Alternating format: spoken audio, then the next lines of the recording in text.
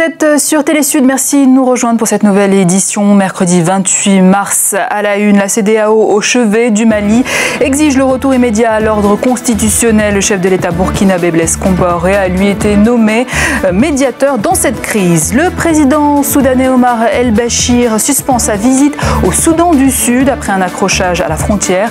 Le Sud-Soudan a accusé le Soudan d'avoir bombardé des champs pétrolifères sur son territoire. Et puis la visite du président gabonais Ali Bongo Ondimba s'est poursuivie en Corée. En ligne de mire cette fois, la sauvegarde de l'environnement.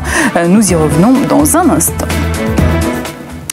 Mais avant, on va avec le Mali. Plusieurs milliers de personnes ont marché à Bamako pour soutenir la junte militaire qui a renversé il y a 6 jours le président malien Amadou Toumani Touré. La junte a annoncé mardi soir l'adoption d'une nouvelle constitution promettant qu'aucun de ses membres ne participerait aux élections à venir. La question malienne qui était justement au cœur d'un sommet extraordinaire de la CEDEAO à Abidjan. L'organisation exige ainsi le retour immédiat à l'ordre constitutionnel au Mali. Par ailleurs, une délégation conduite par Alassane Ouattara sera dépêchée à Bamako dans les 48 heures. Christian Mambou.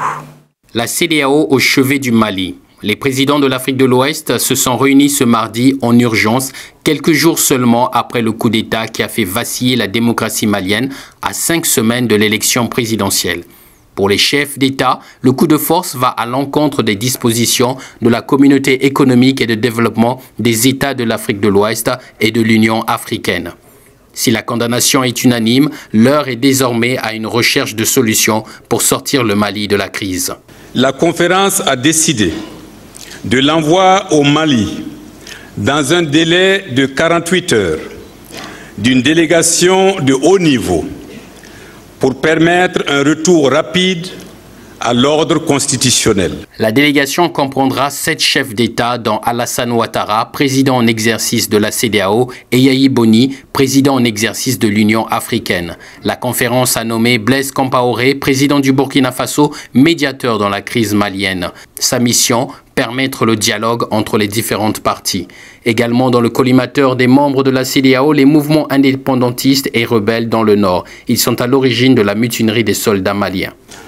La conférence condamne la décision opportuniste des mouvements armés visant à profiter de la crise constitutionnelle au Mali pour intensifier ses attaques dans le but de gagner plus de territoire dans le Nord. La CEDEAO envisage de prendre toutes les mesures nécessaires afin de garantir l'intégrité territoriale du Mali. Elle prévoit aussi, en cas de non-respect de ces décisions par les putschistes, un embargo diplomatique et financier et une interdiction de voyager contre la junte et ses proches collaborateurs.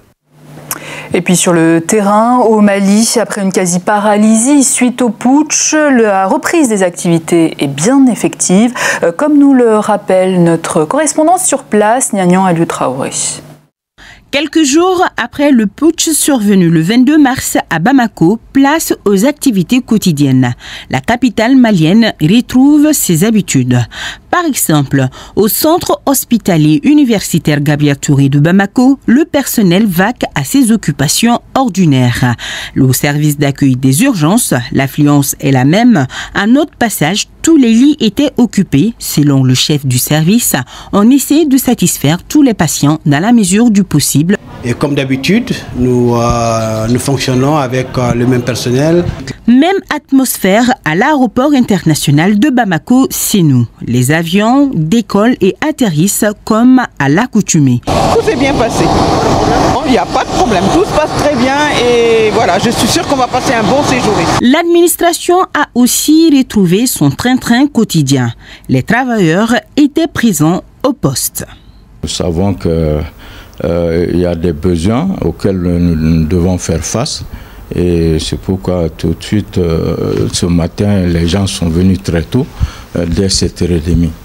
Les autorités nouvelles nous ont rassurés que le travail reprend et que toutes les dispositions sont prises pour sécuriser l'ensemble des citoyens et de leurs biens. À Bamako, la vie reprend ses droits. Par ailleurs, s'il y a un incident majeur à déplorer par rapport à cette crise malienne, c'est la mise à sac de l'Office de radio-télévision du Mali, ORTM. La chaîne de télévision travaille non seulement sous bonne garde, mais aussi et surtout dépourvue de toute machine.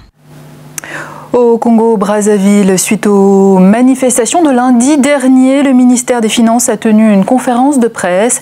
Il a ainsi apporté des précisions sur le processus enclenché par le gouvernement congolais sur le reversement de l'allocation aux sinistrés de la dernière catastrophe. Boris Agapit.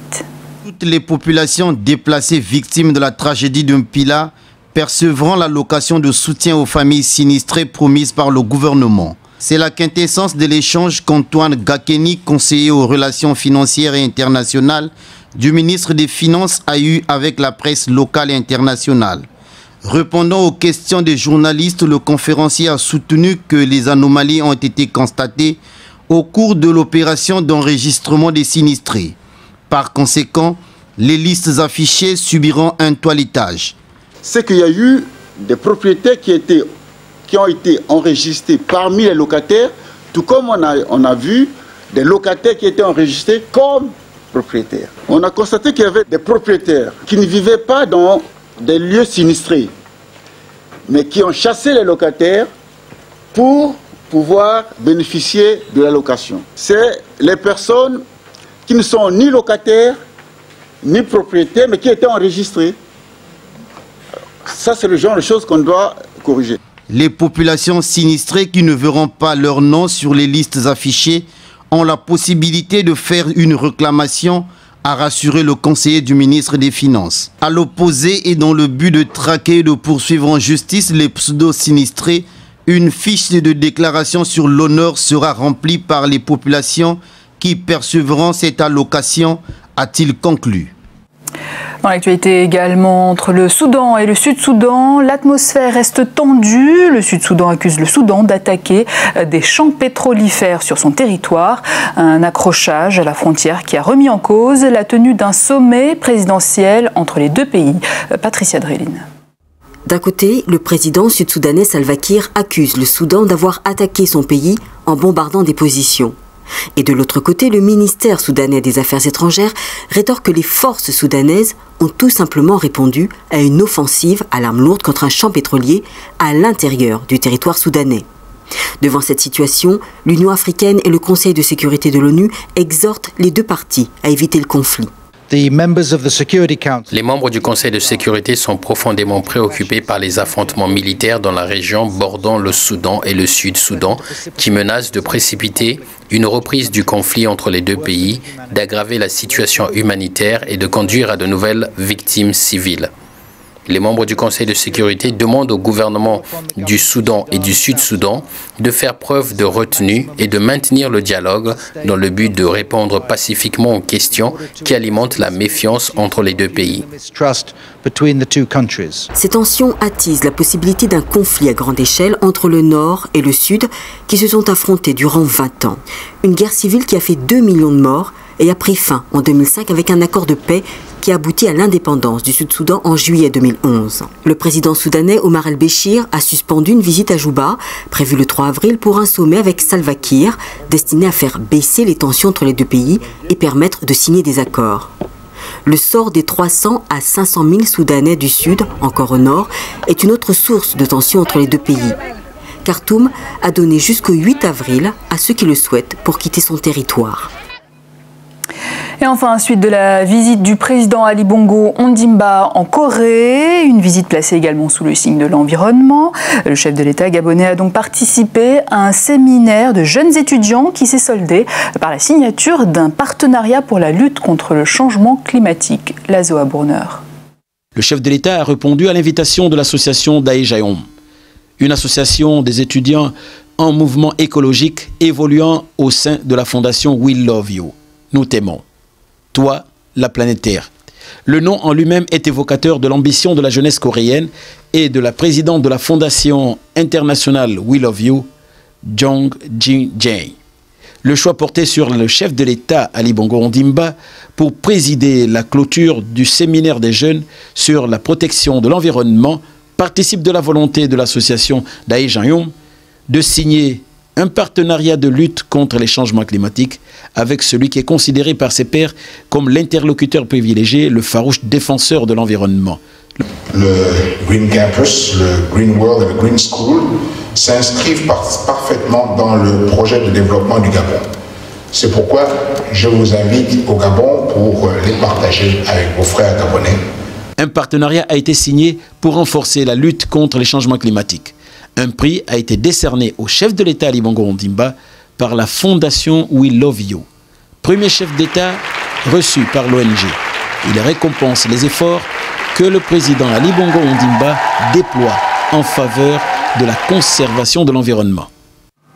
Et c'est ainsi que s'achève cette édition. Mais avant, je vous rappelle l'information principale développée dans ce journal. La junte au pouvoir au Mali a annoncé l'adoption d'une nouvelle constitution à 48 heures de la visite de plusieurs chefs d'État ouest-africains qui ont haussé le ton pour un retour rapide à l'ordre constitutionnel. Voilà, fin de ce journal. Tout de suite, la suite de vos programmes sur Télé Sud, bien sûr. Demain, retrouvez Patricia Dreline à cette même place. Quant à moi, je vous dis à très bientôt sur cette chaîne.